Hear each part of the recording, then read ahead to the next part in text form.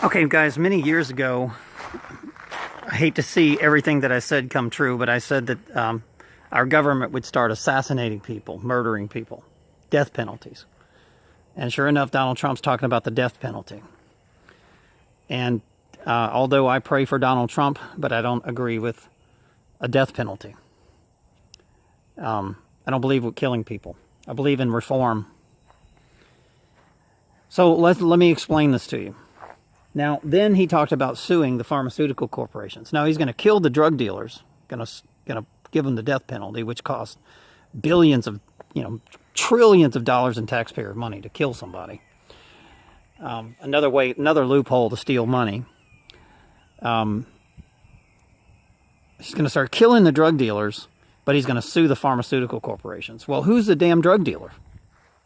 Remember, a president is CEO of a corporation.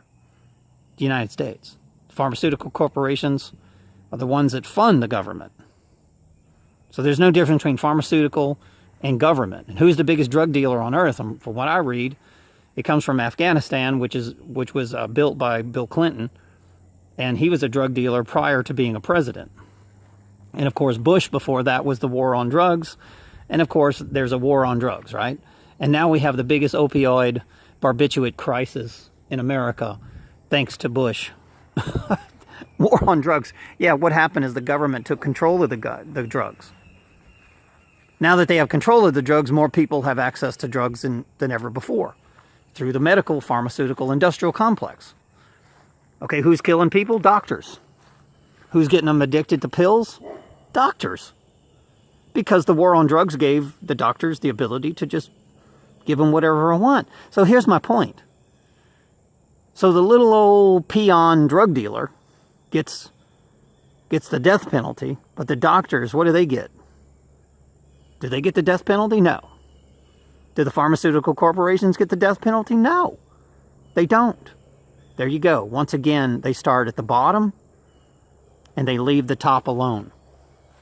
Right? They don't get the death penalty. Now, if you're going to give the death penalty to a CEO of a pharmaceutical corporation that made a pill that is making people addicted and killing millions of people, yeah, I'm all for that. No problem. Matter of fact, I'm for a public hanging on those fuckers. Okay? I'd like to publicly hang them. And let's set an example for society that you don't do this to humanity. You don't kill women and children and men and families and destroy lives with your psychotropic and your drugs. You don't destroy the United States with your drug addictions because it's destroying our military, it's destroying our people, it's destroying families, it's destroying children, lives. Oh, but they don't, no, we're not giving them the death penalty. We're just going to sue them. And what are you going to sue them for? What, a day's income? I mean, if you sue them for, $100 billion, that's like a day's income. I mean, seriously, that doesn't affect them at all. It's kind of like BP oil spill.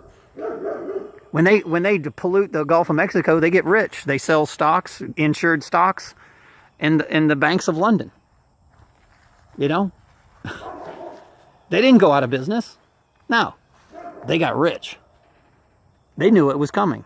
They did it deliberately. The goal is to just starve us out, kill the food supply in the Gulf of Mexico, most abundant place of fish on planet Earth. That's where that's where Atlantis used to be, in the Gulf of Mexico. City of Atlantis. So let's destroy the Gulf, where the Gulf Stream flows all around the world. Oh no, they didn't get put death penalty or jail for killing animals, animal abuse. No, they don't get none of that stuff. They get rich. Unbelievable, guys. So okay, Donald, if you're going to do death penalty, let's do a death penalty to the CEOs of the pharmaceutical corporations and Bill Clinton, who made the barbiturates in Afghanistan. Who did that? Bush? Clinton? Obama supported it. Why isn't the death penalty to those bastards? So I'm not at all supporting drug dealers. I don't like drug dealers. I think they're brainwashed people. I don't do drugs personally. I've never been addicted to any drug, ever. Even when I've had surgery, They'll say, here, take these pain pills, and I'd take them for like 3 days and I'd quit. And the doctor would be pissed off at me. How come you're not taking your pain pills? Because I don't want them. I don't need them. You know? I knew that those damn things were addictive. One time I had a knee surgery, and they were giving me morphine or whatever. It was an ACL surgery, very painful. They had one of those things moving my leg up and down. I mean, every hour they'd have to give me morphine. It was a severe pain. It was so much pain that I was passing out. You know, you'll pass out with that much pain. And anyway, the lady comes in and she says, you got to take this Vicodin.